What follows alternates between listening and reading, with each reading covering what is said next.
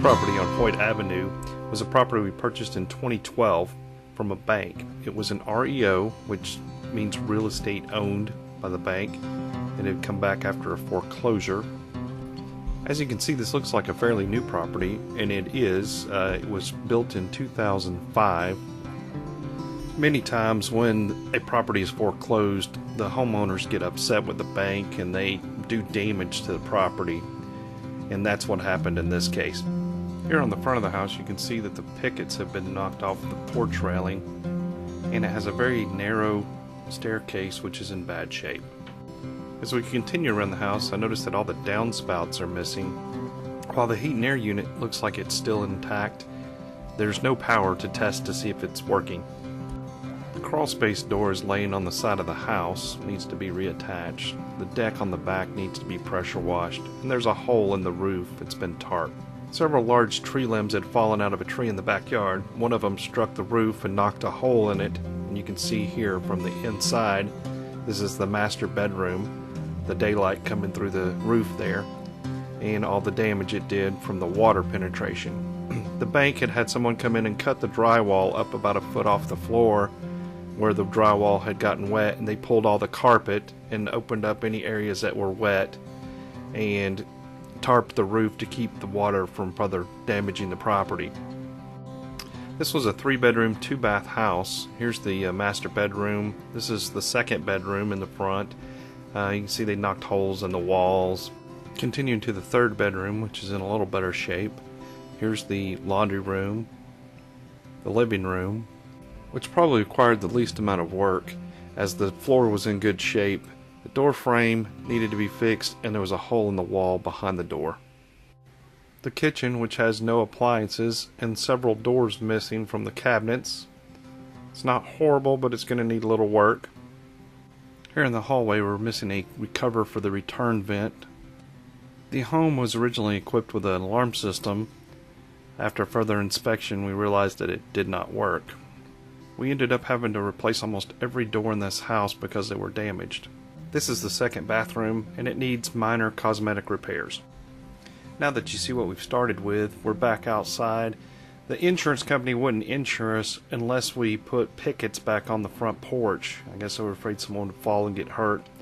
Since we were doing that, we went ahead and replaced the steps. They were in pretty bad shape, and we wanted to make them wider, which makes it easier for people to move furniture in and out of the house. We also poured a concrete pad at the bottom of the steps. You can see they look pretty good once we finished here.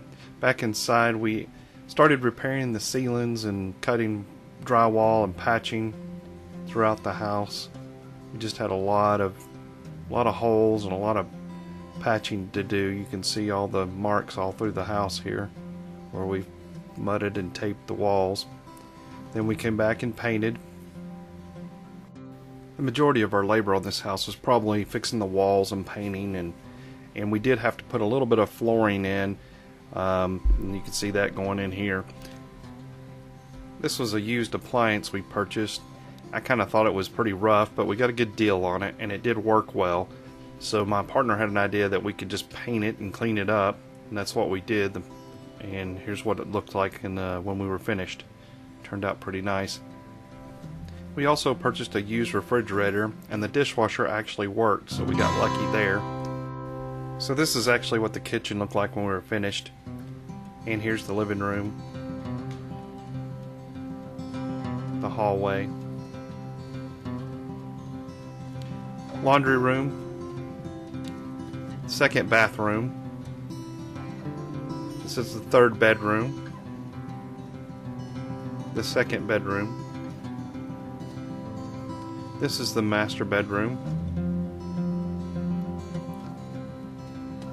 and the master bathroom. So let's run down the numbers on this property. This property was built in 2005 and sold new for $84,000. So how did we get such a good deal on it? Well, the property had been vacant for a little while, and a tree limb had fallen on the roof and knocked a hole in the roof. This allowed rainwater and other elements to enter the roof and damage the ceiling, drywall, carpet, and other items in the house. The house had already been on my radar. But once the bank found out the damage to the house, they decided to go ahead and lower the price. When they did so, we jumped in and made an offer. The bank's original asking price was somewhere in the $60,000 range. Once they found out the damage, they lowered it down to around $36,000, and we came in and made an offer somewhere around $24,000, $25,000. There was a little bit of a bidding war. We came back with our best and final, which ended up being $27,500, and they accepted our offer. It was an all-cash, quick close offer.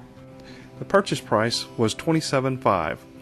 Our rehab cost totaled $5,800. Taxes, utilities, and insurance was $700, leaving us with a total investment of $34,000. This property rents for $950 a month.